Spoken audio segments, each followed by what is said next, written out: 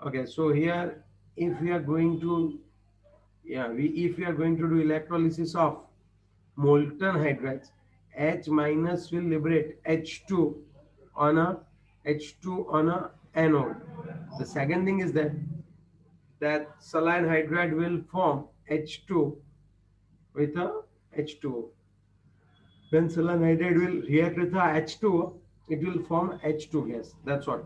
Lithium hydride will not react with the O2 or Cl2 in a normal condition. Okay. और दूसरी बात, एक बहुत ही अच्छा सा है, मैं अगर आपको बता भी दूं तो, लाइक अगर हम लोग बताएं तो,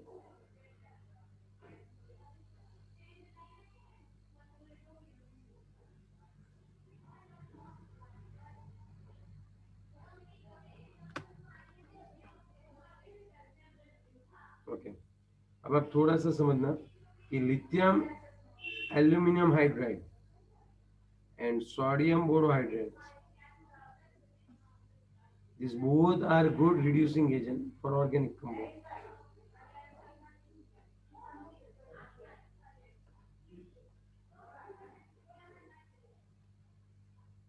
Good reducing agent for organic compound.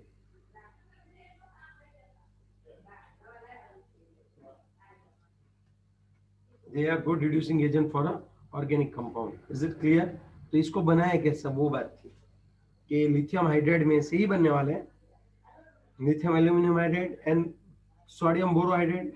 अब देखो सोडियम बोरोहाइड्रेट भी बन सकता है, और एक और भी है लिथियम बोरोहाइड्रेट LiBH4, ये भी चलेगा. तो याद रखना इन सभी में हाइड्रोजन का जो स्टेट है वो कौन सा होता है बच्चों, -1 होता है. कौन सा होता है? -1. -1. ये -1.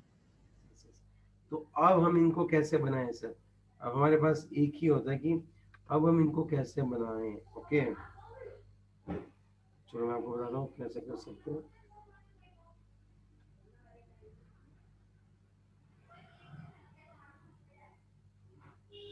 तो सुनना, lithium hydride plus Al2Cl6 will form your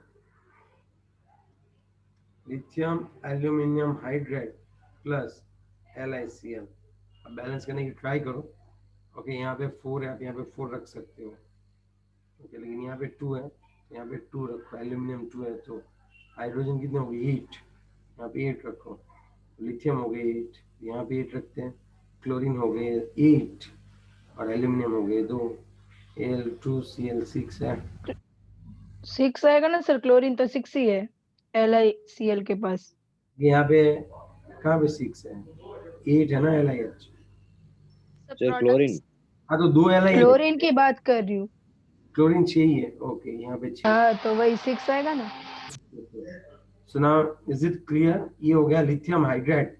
जब आप Al2Cl6 के साथ रिएक्शन करवाते हो तब लिथियम एल्यूमिनियम हाइड्राइड बनता है, जो कि बहुत ही बढ़िया सा क्या है बच्चों, बताओ.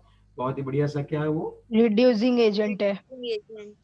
Yes yes yes. ओके, अगर मैं आपको एक और बात बताऊं तो, अगर मैं आपको एक और बात बताऊं कि लिथियम हाइड्राइड है और बोरॉन चाहिए आपको, तब यहाँ पे B2H6 के साथ रिएक्शन करो डाइबोरिन के साथ. At that time also you will get lithium borohydride. Hydrogen 6 है, लिथियम 1 है, 1 है, B2 है, इसको 2 से मल्टीप्लाई करो, ये 8 हो गए हाइड्राइड. यहाँ से इसको 2 से मल्टीप्लाई करो, ये हो जाएगा. ठीक है, तो मतलब कहने का तो बस यहाँ तक आपको लिखना है. अगर 3 मार्क्स में अगर शॉर्ट नोट आ रही है, right A short note on saline hydride. Okay, सबसे वापिस रिपीट करवा रहा हूँ, अच्छे से कॉन्सेंट्रेट करना. सबसे पहला पॉइंट ये आएगा कि दीज आर स्टोइकोमेट्रिक कंपाउंड, और ये जो होते हैं सॉल्ट लाइक होते हैं. Whenever your hydrogen combines with a S block element to form a hydride, it will form a salt like hydride, saline hydride. Mostly they are ionic in nature, but lithium hydride, beryllium hydride and magnesium hydride are covalent in nature. However, ऐसे नहीं बोल सकते covalent, have a significant covalent nature. हमने पढ़ा था फजान में, कोई ionic नहीं होता कंप्लीट और कोई कोवेलेंट नहीं होता है. कोवेलेंट नहीं होता. फिर हमें ये बताना है कि अगर आप ये ले लो BeH2 and MgH2, they are in a polymeric form. और दूसरा, they are in a crystalline form, they are non-volatile, and non-conducting in a solid form. In a molten state, they can transfer the electricity, or I can say they are good conductor of electricity. Is it clear? क्योंकि देखो चीज ये होती है कि जो solid state होता है उसमें आयंस मूव नहीं कर सकते, जबकि आप उसको मोल्टन स्टेट में ले रहे हो तो आयंस मूव करेंगे. Is it clear? यस और नो? Yes sir. फिर हमें ये बताना है कि अगर आप मोल्टन स्टेट का इलेक्ट्रोलिसिस करवाते हो तो एनोड के ऊपर H2 गैस मिलता है. कौन से ऊपर? एनोड के ऊपर. एनोड के. नॉन वॉलेटाइल का मतलब होता है कि उड़ नहीं सकते. Petrol is a volatile in nature, मतलब वो गैसेस फॉर्म में तुरंत कन्वर्ट हो जाएगा. वॉलेटाइल मतलब जिसकी वेपर तुरंत बन जाती हो, ऐसे. अगर हम बात करें NaH plus H2O की बच्चों, तो whenever we are going to react NaH with the H2O, it will produce NaOH plus H2. And lithium hydride will not react with the oxygen and Cl2 at a normal condition. It is inreactive. But lithium aluminum hydride and lithium borohydrates are a good compound, good or reducing agent for organic compound. So how we can prepare it? So finally we have seen it. If we are going to treat LiH with a Al2Cl6, it will form lithium aluminum hydride. The reaction of LiH and B2H6 will produce lithium borohydrate. जैसे आप लिख रहे हो ना वैसे ही आपको बोलना है, nothing else. Yes or no? हाँ या ना? Yes sir. Okay, next point की बात करते हैं. अब तो बहुत ही इजी है और बहुत ही मस्त पॉइंट है, और वो कौन सा है पता है आपको? Covalent hydride. अब वो कौन सा है बताओ? Covalent hydride. Covalent hydride. Actually जब नॉन मेटल के साथ हाइड्रोजन जुड़ता है, जैसे ग्रुप नंबर 13 है, ओके, ग्रुप नंबर 14 है, एग्जांपल दे रहे हैं. ग्रुप नंबर 13 है, 14 है, 15 है, 16 है और 17 है. इनके साथ जब हाइड्रोजन जुड़ता है तो वो कोवेलेंट कैरेक्टरिस्टिक्स ज्यादा इंटैक्ट करता है. एग्जांपल ले लेता हूँ, यहाँ से बात करते हैं हम लोग. ये हो गया B2H6. अगर आपको B2H6 नहीं लिखना तो आप क्या लिख सकते हो यहाँ पे एग्जैक्टली?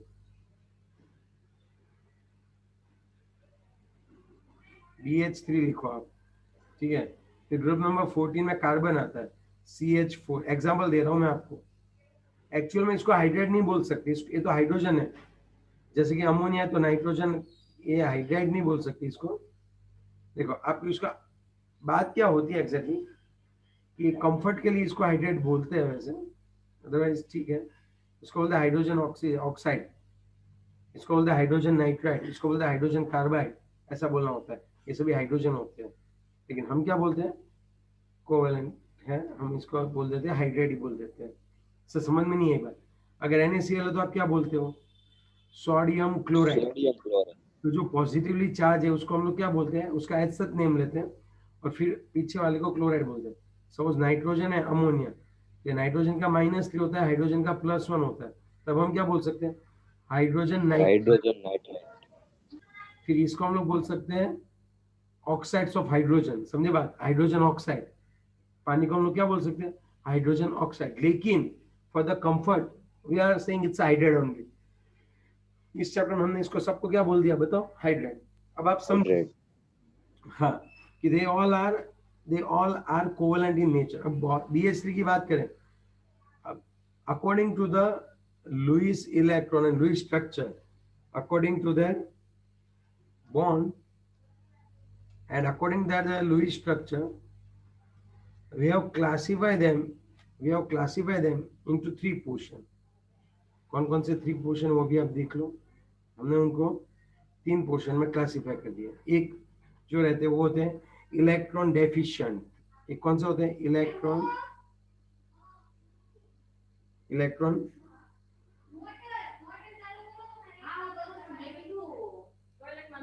डेफिशिएंट. समझे बात? ओके, इसको बोलते हैं इलेक्ट्रॉन प्रीसाइज. जितने चाहिए उतने नहीं है. Electron precise. और ये जो होते हैं इनको बोलते हैं electron excess, electron rich. Excess नहीं बोलते, तो रीच बोलो. Electron rich hydrides. ऐसा मतलब मोर अमाउंट में ना. समझा दो भाई. मैं ये समझा, बोरॉन होता है ना, उसके आसपास है ना 3 इलेक्ट्रॉन होते हैं. अब वो जब हाइड्रोजन के साथ जुड़ेगा, what will happen? Tell me. जब वो हाइड्रोजन के साथ जुड़ेगा तब कैसा होगा बताओ? जब वो हाइड्रोजन के साथ जुड़ेगा तब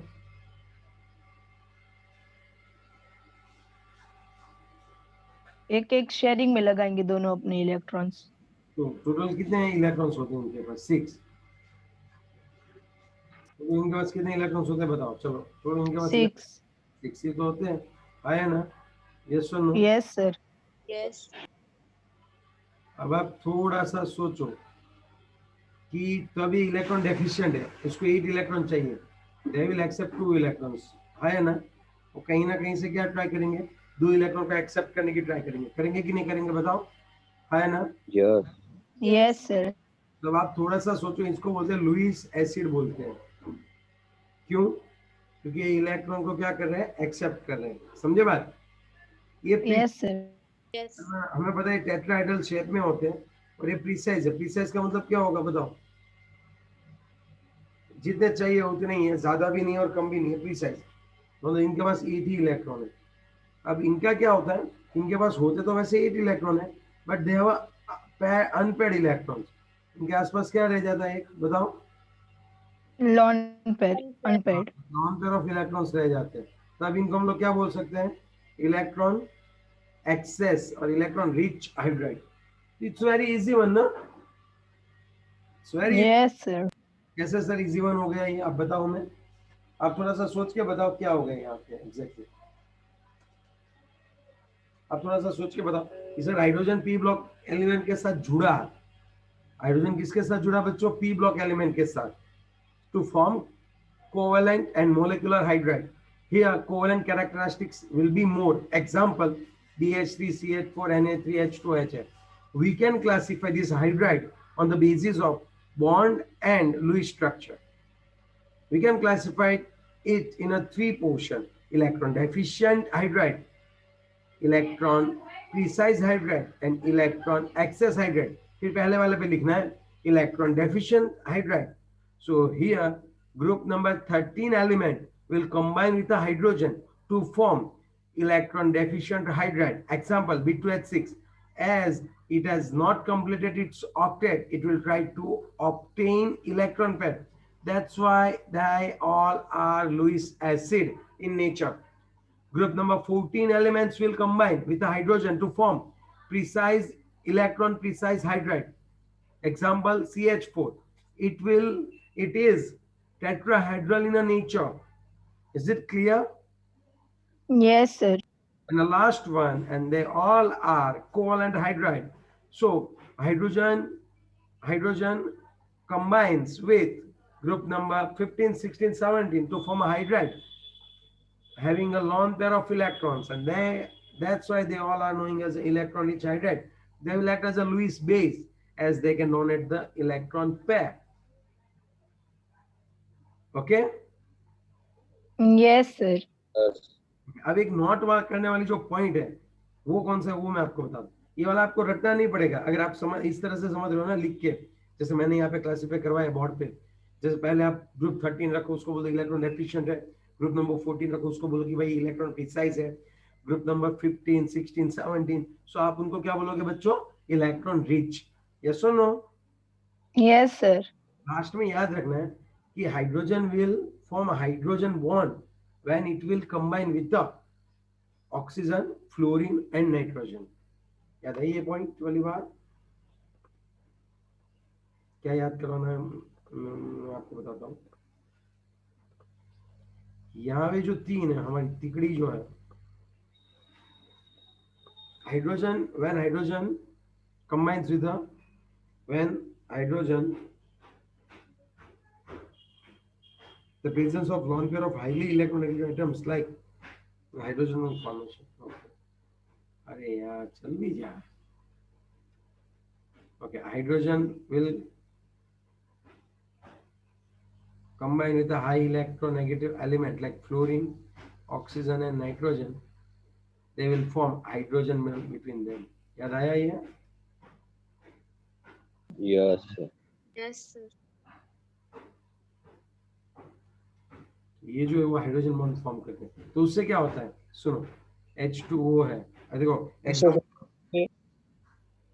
क्या हुआ? समझ में नहीं आया, नेटवर्क इश्यू था ना इसलिए। hydrogen bond. Already we have seen it in chapter number 3. In chapter number 4 already we have seen it. What do you mean by hydrogen bond? Tell me. Hydrogen Right. Attract है. Whenever hydrogen will combine with the fluorine, oxygen and nitrogen, it will form a hydrogen bond.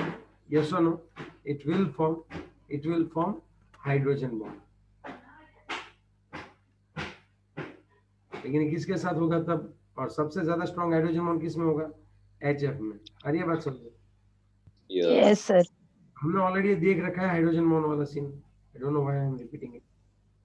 और दूसरी बात, उससे होता क्या है? Suppose अगर आप बात कर लो H2O, H2S, H2Se, H2T, NH3, PH3, इस तरह से. ठीक है. अब होगा क्या वो मैं आपको बता दूं. तो ऐसे तो अगर हम लोग नीचे की ओर जाए तब हमारा बॉइलिंग पॉइंट बढ़ता है और boiling point will increase as we will move decrease. लेकिन यहाँ पे H2O का और अमोनिया का मैक्सिमम होता है और HF का उसके ग्रुप में जो है उन तीनों का मैक्सिमम होता है. What will be the reason? अगर एक ही वर्ड में बोलना चाहो तो what will be the reason? Formation of hydrogen bond. Hydrogen bond will be the reason. Okay, that's why HF, H2 and ammonia will be higher boiling point, will have a higher boiling point with compared to their respective group hydride. उनके group के जो hydride है उन सभी से उनके क्या रहते हैं बताओ बच्चों? अच्छे से ज्यादा रहते हैं, है ना? Yes, sir. ओके, चलो यहाँ तक क्लियर? Yes. Yes, sir. अगर आगे हम लोग बात करें तो कौन है आगे बताओ? मेटालिक और non stoichiometric hydrates. Okay, ready? आगे कौन है भाई? Yes, sir. Non stoichiometric. उससे पहले मैं आज का पॉइंट आपको वापस रिवाइज करवा दूं. हमने कौन से दो हाइड्रेट्स पढ़े आज बताओ? हमने कौन से दो हाइड्रेट्स पढ़े? पहला वाला कौन सा पढ़ा? Ionic और Ionic. covalent. कोवैलेंट. आयोनिक का दूसरा नेम क्या है? सलाइन. Cell. Cell. ओके, और इसका दूसरा नेम क्या है? कोवैलेंट का दूसरा नेम Molecular. कौन कौन से पॉइंट आपको लिखने हो मैं आपको याद करवा दूं कि ionic hydrate. So when hydrogen combines with the S block element to form saline hydrides, they are ionic in nature. But when in lithium hydride, magnesium hydride and barium hydride, covalent characteristic is significant and MgH2 and BH2 are in a polymeric form. Yes or no? है ना? Yes, sir. ये दिखा. They are crystalline in nature, non-volatile और दूसरा क्या था? Non-volatile and non-conductive in a solid form, but in a molten state they will conduct electricity. Okay, at a anode अगर molten state का आप electrolysis करवा रहे तो आपको anode पे क्या मिलने वाला है? On anode you will get H2. फिर आपको ये दिखाना है कि अगर ये हाइड्रेट को आप पानी में डालते हो एक्सप्लोसिव रिएक्शन के साथ, एक्सप्लोसिव नहीं बोल सकते, वायलेंट विगरस रिएक्शन के साथ NaOH प्लस क्या देने वाला है वो? NaOH H2 मिलेगा. NaOH प्लस क्या मिलेगा आपको? यहाँ पे H. H2 मिलेगा. H2. ओके, उसके बाद की अगर हम लोग बात करें तो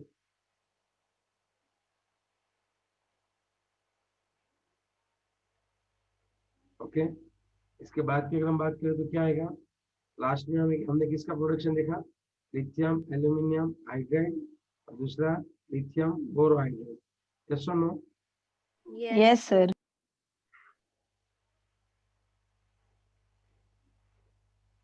Lithium borohydride. After that, we have seen about the covalent and molecular. Sir इसमें ये भी होता है ना कि गुड रिड्यूसिंग एजेंट्स होते हैं फॉर ऑर्गेनिक कंपाउंड्स. इसलिए तो इसको सिंथेसिस करना है, दोनों की रिएक्शन लिखनी है. फिर कोवेलेंट में क्या आता था एक्चुअली? जब वो पी ब्लॉक एलिमेंट के साथ जुड़ते थे तब वो क्या बनाते थे? कोवेलेंट हाइड्रेट्स बनाते थे. एग्जैक्टली फॉर इनको हाइड्रेट्स ऐसे नहीं बोल सकते, ठीक है? उनको बोलना पड़ता है hydrogen nitride, hydrogen oxide, but we are knowing it as hydrate only. इनको उनके बॉन्ड और लुईस स्ट्रक्चर के हिसाब से हम इनको 3 पोर्शन में डिवाइड करते हैं, electron deficient, electron precise and electron rich hydride. Yes और नो? है ना? Yes sir. अब आपको समझ में आ जाना चाहिए। ग्रुप 13 है तो electron deficient, Lewis acid. Group number 15, 16, 17 है तो 80 इलेक्ट्रॉन होते हैं आउटर मोस्ट में, but they have a lone pair of electron, and that's why they are known as a Electron rich hydrides. Yes. And what do you mean by electron precise hydride? As we are knowing that here, what will happen? Tell me. उसको है ना sir, ना electron की जरूरत होती है ना, वो किसी को डोनेट करता है, इसलिए उसको प्रीसाइज बोलते हैं। Yes, very good. So I think this point is clear now. Yes or no? Yes sir. अब मैं Yes, sir. जो हम लोग जो है मेनली हम लोग कल ही देखने वाले हैं, कौन सा वाला? ये वाला मेटालिक और नॉन-स्टॉकियोमेट्रिक। लेकिन मैं आपको पूरी एक्सप्लेनेशन दे दूं, कल कैसे लिखेंगे वो देखेंगे। मेटालिक हाइड्राइड, ओके,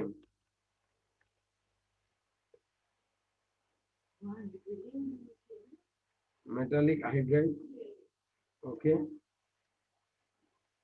और दूसरा क्या आएगा बताओ? एक मेटालिक हाइड्राइड है, देखो नेम के अकॉर्डिंग हमने ना 3 पॉइंट्स के तो नेम के ही हो जाने वाले। मेटालिक हाइड्राइड, नॉन-स्टॉकियोमेट्रिक हाइड्राइड, जो थर्ड वन है वो है इंटरस्टिशियल हाइड्राइड।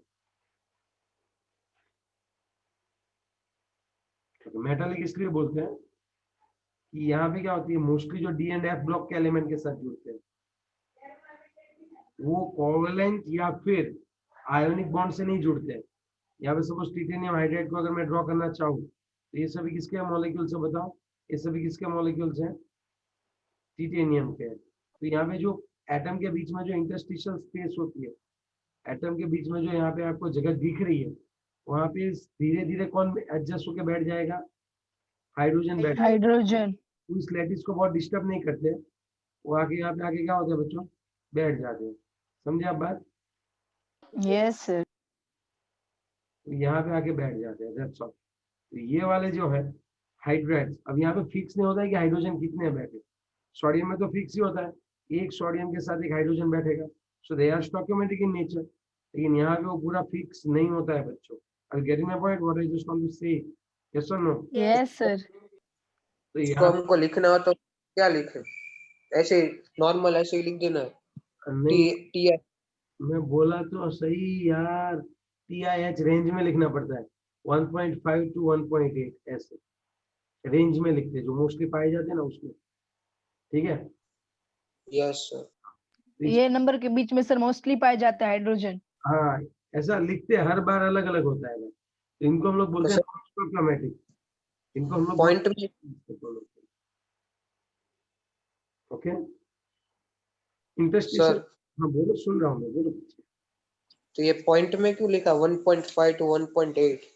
क्योंकि इसका मतलब ये होता है अगर टिटेनियम 10 है तो हाइड्रोजन 15 है, अगर जो पॉइंट निकाल रहे हैं तो टिटेनियम 10 होंगे तो हाइड्रोजन 15 होंगे। रेशियो है, रेशियो इसलिए ऐसा है। Okay sir. ओके। और इंटरस्टिशियल इसलिए बोलते हैं कि यहाँ पे जो है वो एटम के इंटरस्टिशियल साइड में अरेंज हो जाते हैं। नॉन स्टोइकियोमेट्रिक इसलिए बोलते हैं कि वो फिक्स नहीं होता है, उसका जो है वो फिक्स नहीं होता है, मतलब रेशियो प्रोपोर्शन। और मेटालिक का मतलब क्या होता है वो बताओ? चलो, मेटालिक का मतलब क्या होता है? मेटल के साथ कंबाइन होता है ना, इसलिए उसको मेटालिक बोलते हैं। चलो डन, यहाँ तक हम लोग रखेंगे। Okay, thank you. एक सेकेंड।